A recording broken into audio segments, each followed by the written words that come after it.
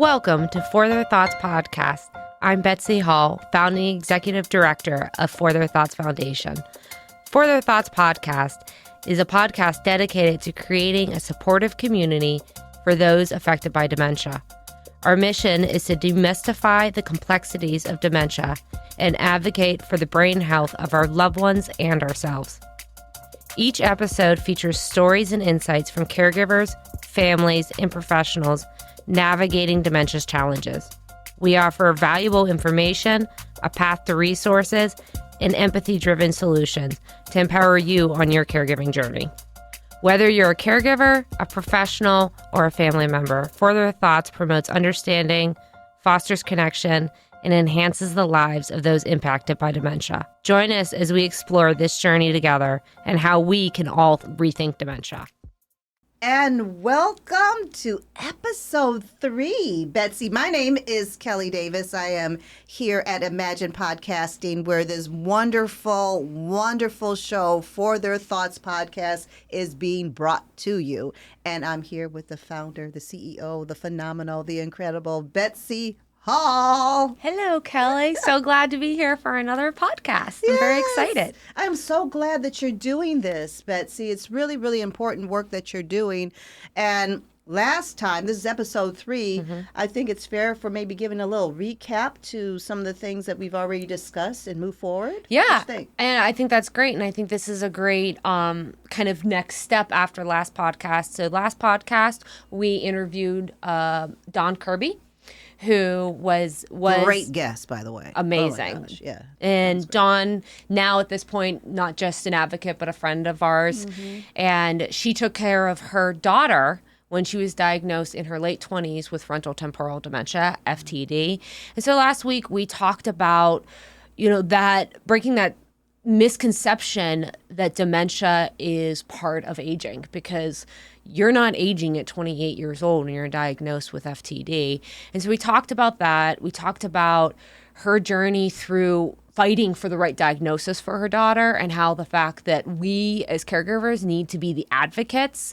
We need to go apes. We need to advocate, prepare, engage. And we really kind of dove into that and how that just improved the quality of time that she was able to have with her daughter through what is I hate to say the word journey, but it is a journey. It is a journey. It is a journey. And if you haven't taken a listen to that episode, it is a really good episode. Dawn does a wonderful job. And here in episode 3, we have a new guest. Yes. So this week we are going to be interviewing Arnie Cohen, who is the crowd goes wild. Basically family at this point. So, but last week FTD is a rarer disease that people haven't heard about as much. But this week, so I thought we would talk about Alzheimer's, which is the disease that causes dementia that is most known. And in fact, most people don't even know there are other diseases besides Alzheimer's. But we'll dive into that and then talk to Arnie about what his journey was and kind of, some of the resources that you've had along the way. So hello and welcome, hello. Arnie. Hello, y'all. Thanks. Nice to be here. Good. I really appreciate the opportunity to share my story and hopefully help others along the way. I have to say this, Arnie and Betsy, because I know a little bit about how you met. You have to tell that story first of how this happened, and then subsequently the events after that. Yeah. Well, it is an interesting story, and it's a story of fate, I believe. I really firmly believe that. Actually met Betsy about 4 years ago. Actually, 4 years ago, coming up here in a couple weeks. Wow. Wow. I know. When I actually rear-ended her on the freeway. Are you that guy? Huh? Yeah, what happened? Yeah. My wife and I were coming up the freeway at a time when we were trying to figure out what was happening with Terry from a cognitive standpoint. We didn't have an answer yet. And coming up the freeway, and the 2 left lanes stopped, and I zipped over one more lane to because that was still going. And then when that stopped, I didn't stop fast enough. Because you just had to meet Betsy Hall. Oh, I remember looking in my rear view, because I barely stopped in time to not hit the person in front of me. Like, I mean, inches. And then I look in my rearview mirror and I remember, I might have even said it out loud, brace yourself. It's coming. It's coming. Yeah, so our SUV hit her little Ford Fiesta. Yeah. Fortunately, nobody was injured. We got out and exchanged information, and she wrote her phone number on the back of a little piece of paper and made some comment about, oh, there's some information on the other side about my nonprofit fundraiser or whatever. And I'm like, oh, okay, fine. Yeah, I put it on the back of the Mile a Day Move for Their Thoughts challenge. Yeah. And so the next day I was doing the DMV report, and I put her phone number in, and I flipped a piece of paper over, and I saw it was something to do with dementia and working for your brain and this activity of moving a mile a day for 35 days. And so I called and I said, I'm the guy that hit you, but I don't want to talk about the accident. I want to talk about what you're doing. And I like how you said that it was almost like fated, because that must have been, I don't know, maybe 2021, and you're off the heels of 2020 and some stuff that happened, and it was almost like the perfect time for you to meet Betsy. Can you take us a little bit through that journey? Sure. But I'll first say that from a fate standpoint, what I always say to people is the gods wanted me to meet her so bad that they made me change lanes to do it. So it wasn't just a matter of just rear-ending her. So it was fateful. And for me, I understand it's an unusual way to meet someone who's going to end up helping you along the way. But we had been dealing with my wife Terry and the cognitive changes that she was going through. Like everybody else who goes on this journey, because we grow up in our lives not really being told about the cognitive diseases like we are about heart disease and cancer, it wasn't top of mind as that was going on. So we had been a couple years earlier, she did go through a kind of a neuropsych test. It's a 4-hour test that they did to create a baseline, but then COVID came. And because of COVID, we couldn't get in to do the follow-up. And as a matter of fact, when we finally did do the follow-up, it was much abbreviated. It was the beginning of 2021, right about the time that we met. And, came back with assessment that, well, what she's going through is consistent with Alzheimer's. It wasn't a firm diagnosis. It was, it almost came across as this is what we think. I had begun to have some conversations with Betsy by the time that happened, and I knew there was more to it than just this is what we think it's consistent with. And that caused me to challenge, what I was hearing and dig a little deeper. And, ultimately got to the diagnosis of Alzheimer's with some me pushing and persisting a little bit. I know we're going to talk about that some. But, so that's how we met story and I just want how clarity, I started my journey. And I'm sorry, Arnie, just to be clear. So when this wonderful meeting happened, were you were already on trying to figure it out, or Yes. did you already know? No, knew something was going on. Okay. So that's what caused us initially to do the cognitive assessment, the neuropsych assessment. I think it was in probably 2018, 19 was when we did the first one. And of course, the idea that was a baseline, come back and do it in a few years, and we'll see what the progression is. And of course, then it was COVID and, not much chance of being able to do that. So didn't have a official diagnosis. Wasn't sure what it was, but I knew something was going on. Yeah, I remember during our first call, we walked through potentially if it was vascular dementia, because Terry had AFib. Yep, exactly. And so we kind of, when we talked through the symptoms of Lewy bodies, vascular, Alzheimer's, and I remember having that kind of not that neither of us are doctors, but just kind of figuring out what that path might be. And that was right when we were building up the Care for the Caregivers program with the roadmap. And so we kind of had put together, I don't know if you remember, we actually put together a little roadmap for you. I remember. I just came across it the other day as I was gathering all my For Their Thoughts paperwork. And I think that the important thing was at a time that I certainly need some guidance and direction. there was the recognition that there's more to this than just getting old and so forth. But again, still didn't know a lot about these different diseases and didn't know, a lot about progression or any of the things that were to come.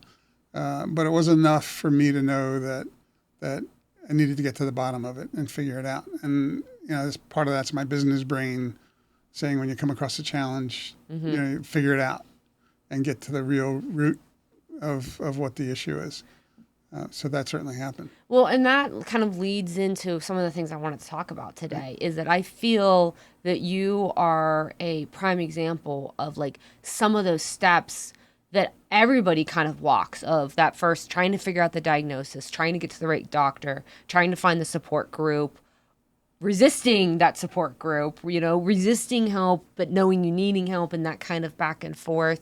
And so like just starting with the first one, I mean, you literally, if I remember, changed your insurance so that you could get the right doctor. Yes. So, we're with an insurance group, and what we found is that their neurologists tend to be generalists, not specializing in cognitive and elderly diseases.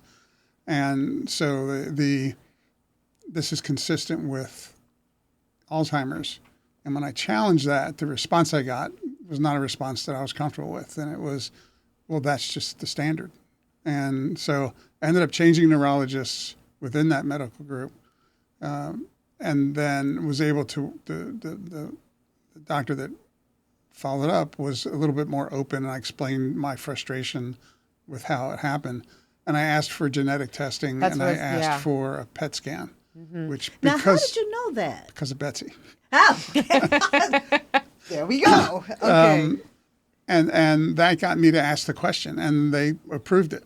And so it was through the genetic testing and the APOE4 gene, which is what is the marker for Alzheimer's.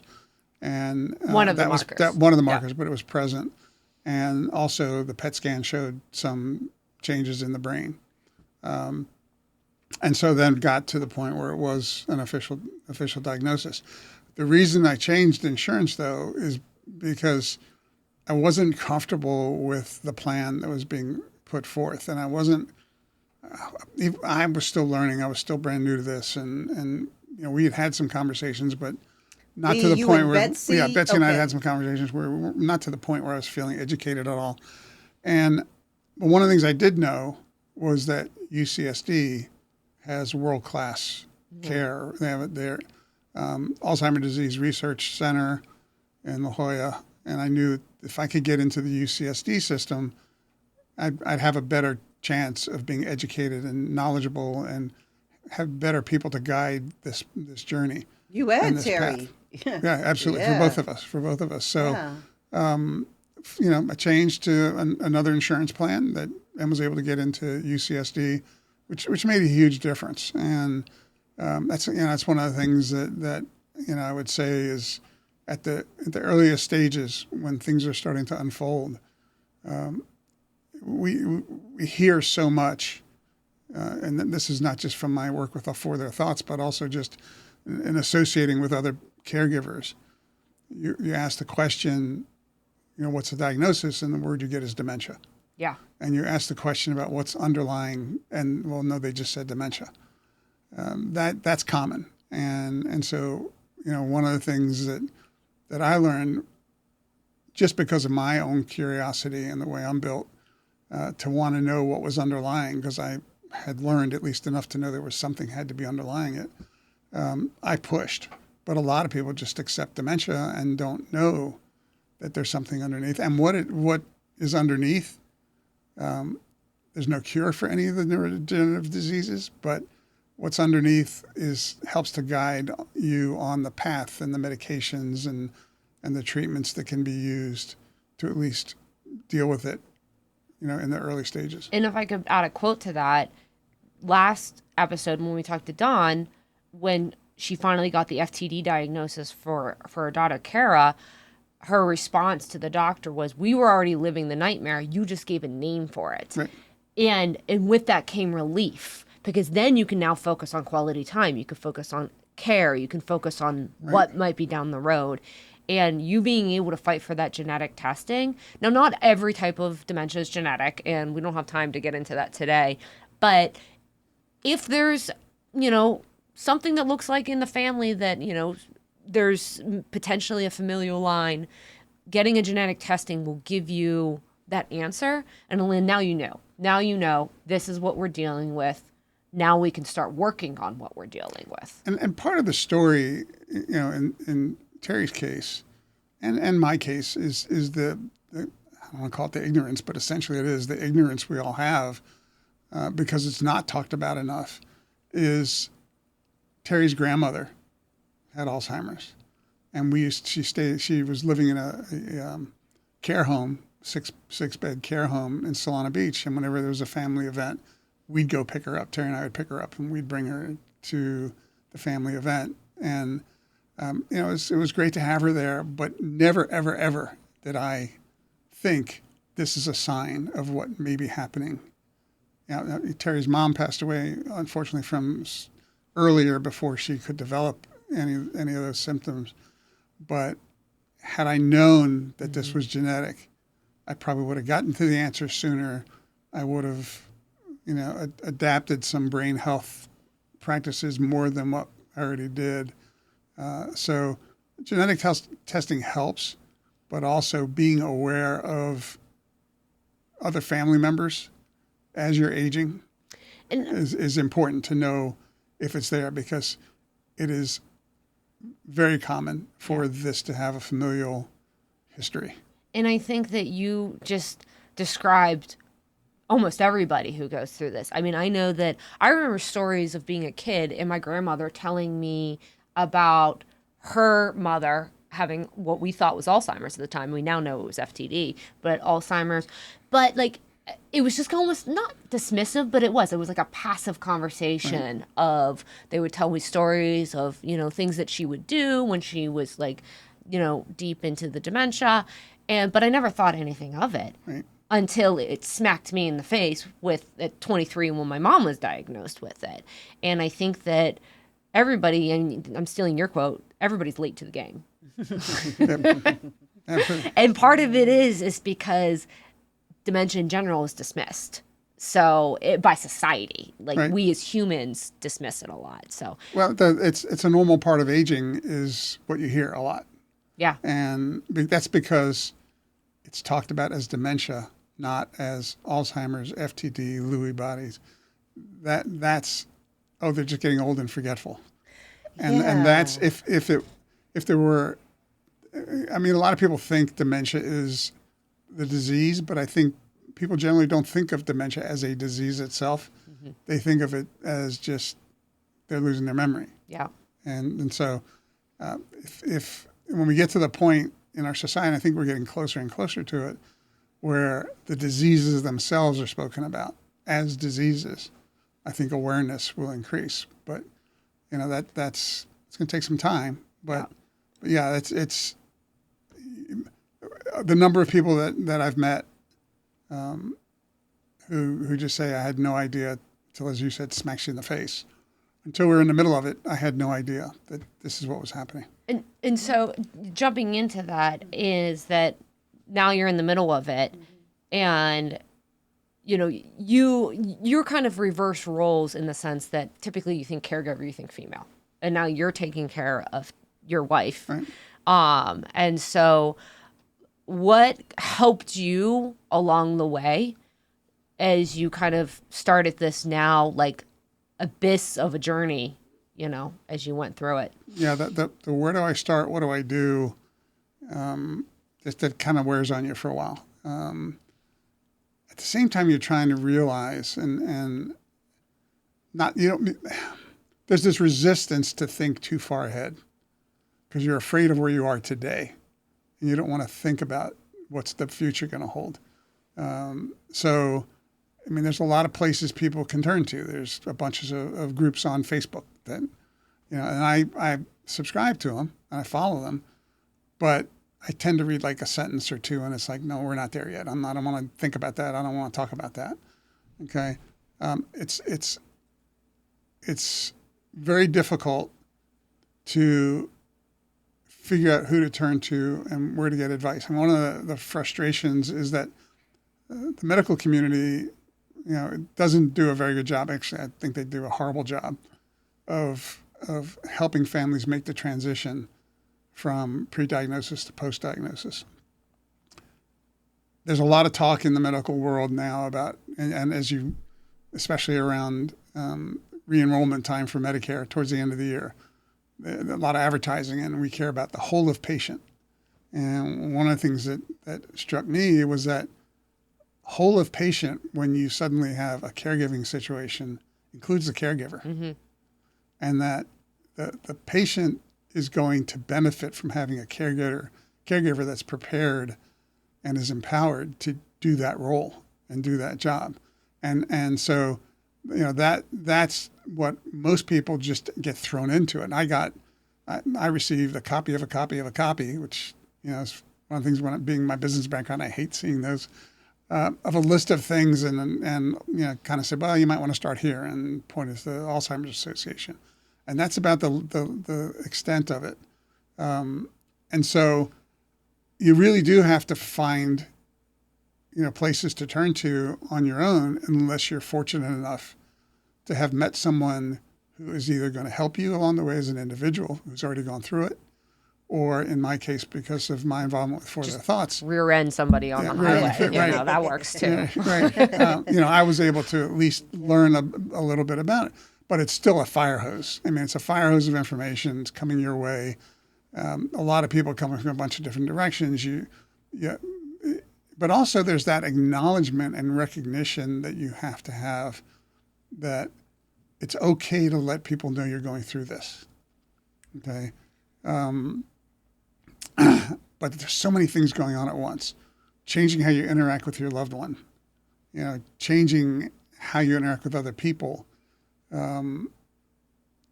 What's important and what's not takes on a whole new light.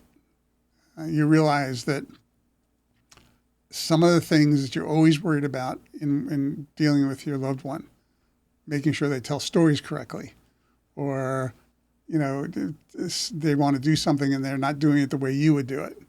It's like you for the longest time, if you're the personality that says, well, that's not quite how it happened, and you want to tell the story the way you remember it, okay, you get to a point of realizing that doesn't matter at all. Mm-hmm. It's really not important. And it's not important if Terry is going to do something different than I am. But even with my involvement and awareness of being involved in this world, it took me a long time to get to the point where it was like, if she's going to wash dishes differently than I do and they don't get quite clean, it's okay. I can go back and I can clean it after her. Okay. As opposed to, no, you're not doing that right. Or well, no, you can't use cold water. You got to use hot water. Mm-hmm. It's like at some point you realize it just doesn't matter. But that's so difficult at the very beginning because you're just figuring out how to get through. And speaking of the very beginning, what was your wife's age, the very, very beginning? And what were the signs? What tipped you off? I will say that in my mother's case, she knew something was going on, and she told my father, something's going on. I don't know what it is, but I know something's going on inside of me. Right. So that started them on their journey.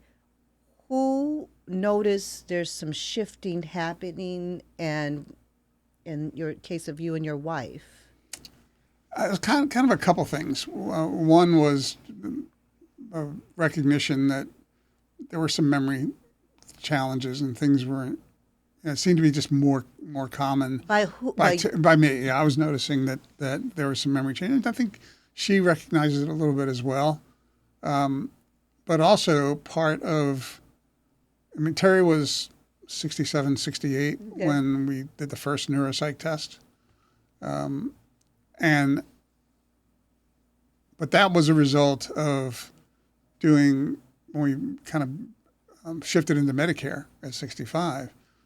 We also have the one that's called, I think it's called the Montreal test. It's a one-pager, and they give you words to remember, and they give you, recreate the shape of two boxes and things of that nature. And that showed that she was having some difficulty, enough to say, let's go through this and complete Was that neuropsych test. surprising to you at the time? Or I think so. Looking back on it now, and you do a lot of looking back on it now. There's a lot of, in this journey, there's a lot of I should have known, or the signs were there. Looking back on it now, even when younger than that, there was that. I'm aware of the fact that her remembering things that had happened even just recently was always very different than what I remembered or what I perceived really happened. But it's just the way her brain was taking those memories and putting it somewhere, and it was just not being recalled, quite the same way. But it was when we got to that point to where she had done the first test when we moved to Medicare, and it was some challenges just remembering things and being able to complete that test. Yeah. So she was relatively young, and then diagnosis officially, she was 72 when we got the final diagnosis. But so I guess in a sense she qualifies for early onset because she's not in her 80s. Yeah. Yeah. And that's more and more common. And so kind of shifting into your journey with her, I'm just gonna name them that I know of because spoiler alert, I know you really well. Is that like you joined a support group? You joined a couple before you found the right one, Right.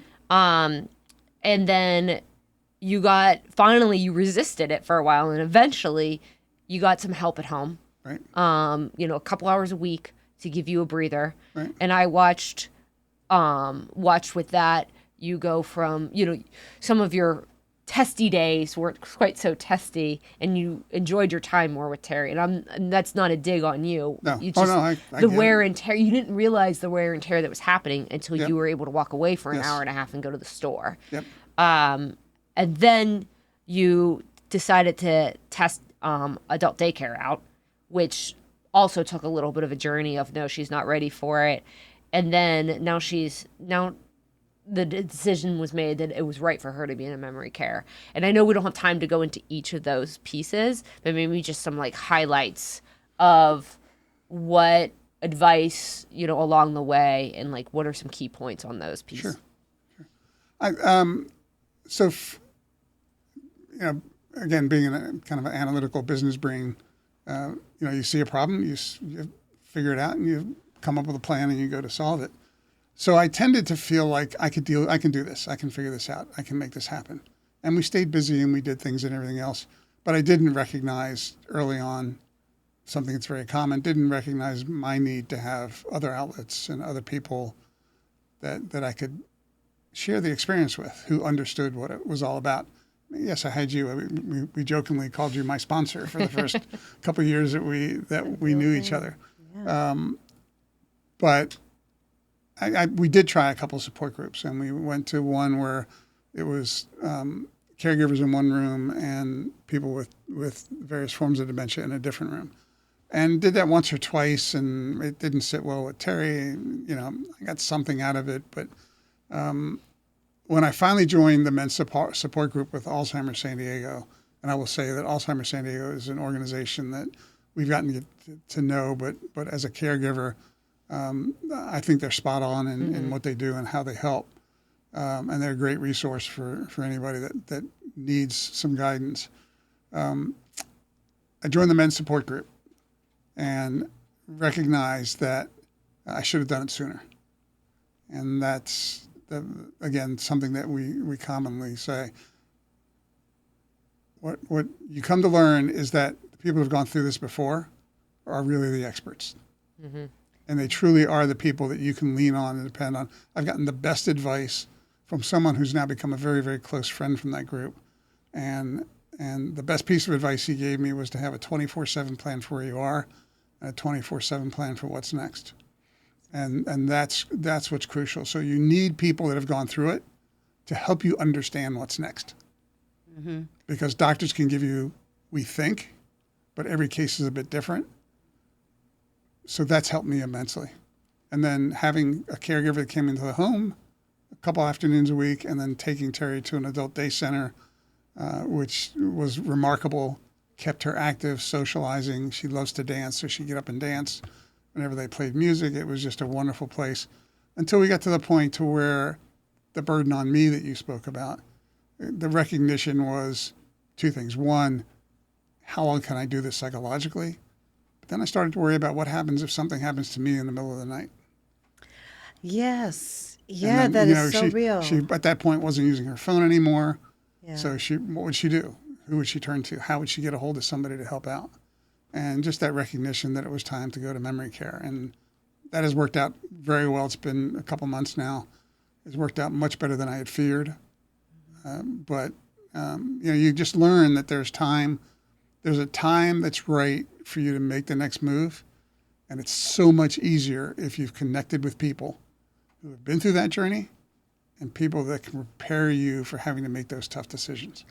Thank you for that. I know that we ask a couple of questions at the end of the show, and I think you've already gone through a few, but one more of how you want to be, how... Yeah, so we like to ask everybody at the end 3 kind of questions is, what advice would you give to someone new to caregiving? What advice would you give to that once removed? The friends, the family, the grandchildren, the kids that maybe just... they don't know how to step in. Right. What advice would you give to them? And, what tangible resource, whether it's a book, a podcast, in one word, what's that? If you do nothing else, do this. I'll start with the last one first. If you do nothing else, find a support group. Find a support group. That is so important. And there are a lot of them out there. Some are co-eds, some are women only, some are men only. But find the one that you can connect with. And if you go to one and it doesn't feel right, try another one. Again, there's lots of organizations that have support groups, and it's crucial. You'll make friends, you'll find advisors and people that'll help you. So I'd say that kind of combines the first question and the last question is what advice would I give? It's find a support group, but also be sure you have a real diagnosis of what it is. Don't accept just dementia. Find out what it is. It's only it will help you understand what your loved one is going through, because then you could look into, because it is different. Some diseases have memory loss and physical changes. Some have more physical changes and not memory loss. So to understand what's happening and prepare for that, what's next. So, if you have to find a neurologist, if you have to push for a neurologist that will give you the right diagnosis, then do that. Okay. And get on that list soon, because unfortunately could be 6 to 8 months sometimes to see one, but that doesn't mean to not get on the list. Right. And then for the once removes, it's really simple. Don't be once removed. Oh, okay. Yeah. Get involved. Ask the question, how can I help? And it may only be, let me get on the phone with you once a week, or let me talk to you. We've seen it, and we hear it all the time, okay? You hear it from friends and family and people in my support group and through the work we're doing at For Their Thoughts. People just disappear. They become ghosts. And Terry's got a great friend who, to this day, is there with her and goes to memory care and takes her out, and she's wonderful. But she has other friends who she regularly met for lunch who have kind of faded away because they don't know what to do. And as much as there's the mystery behind dementia for people going through it, when they start going through it, it's out there for people who haven't gone through it and don't know how to be a friend in those times. So I'd say don't be. That's perfect. Push yourself to stay involved and stay connected, and ask, how can I help you? How can I support you? That's the most important thing. You don't have to have the answer.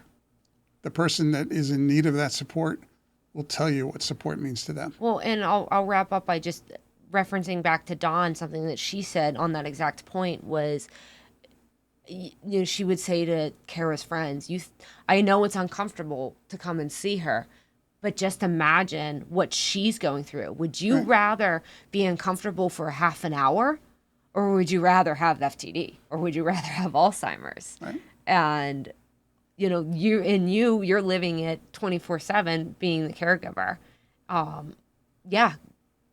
Be uncomfortable and step in. Yep, absolutely. And I will say that lean into the resources you do find. Don't be afraid to ask if you're going through this. Don't be afraid to ask. Don't be afraid to be vulnerable. You've got your own life you're trying to deal with, as well as trying to deal with the life of your loved one. You can't take it on by yourself. And as strong as you think you are, there are those moments where you just go, I can't take it anymore. You need to have a network. You need to have people around you can call. You need to have someone else you can turn to and just say, I don't know what to do. And have somebody help you through it. Thank you so much, Arnie, for Glad to do joining it. us. We're wrapping up our episode 3 of the For Their Thoughts podcast. Any parting words for us, Betsy? I think Arnie just said it perfectly. There's nothing I can add to that. Perfect. Thanks for joining us today. Sure. Glad to do it. Have you or someone you know been impacted by a form of dementia? Have you felt the weight of this diagnosis? Let us be your compass. Whether you are a care professional, family member, or friend, For Their Thoughts podcast will shed light on resources, real-life stories, and care strategies to empower you to be the change agent, step in, and make a difference in the life of your loved ones or patient with dementia. To learn more, head over to the For Their Thoughts website at www.fortheirthoughts.org. Subscribe now for the For Their Thoughts podcast on Spotify, Apple Podcasts, or wherever you listen.